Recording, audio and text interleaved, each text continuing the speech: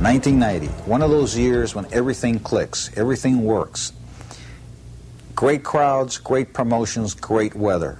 And the year that the Nissan team established their supremacy in Miami. Jeff Brabham winning the 3rd Grand Prix of Miami.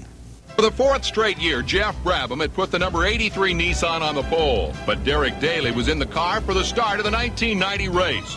Because of gear linkage problems, Brabham had switched to the 84 Nissan, which Bob Earl was piloting when the green flag dropped. 83's problems seemed evident when Drake Olson easily took his Toyota Eagle past Daly at the start. Olson opened a big early lead. The two Nissans hung in for a while, then the transmission problem forced Daly to pit. His Nissan would only make it through 98 laps. Jeff Brabham took over the 84 Nissan on the 24th lap. He followed Olson for well over a half hour, finally gaining the lead on the 60th lap.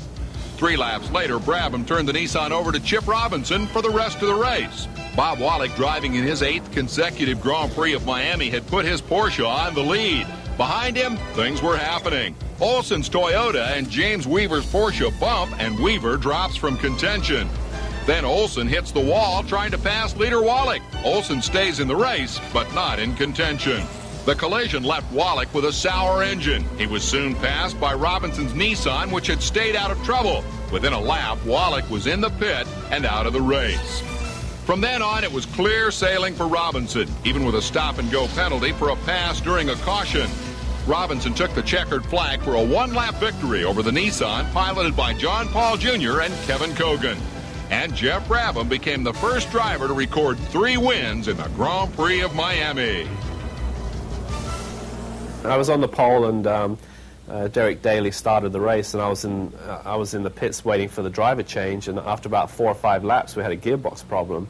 So then it was decided I'll get into the other car, and so it ended up that Bob Earl, Chip Robinson, and myself shared that car throughout the race, and we managed to. We put ourselves a little bit of a disadvantage by having to make that extra pit stop to change drivers, but with the yellows and everything, we managed to come through in the end, and that was kind of good, because it was obviously my 3rd win, and we were kind of felt like the Nissan team really does well at Miami, and we kind of felt it was our race,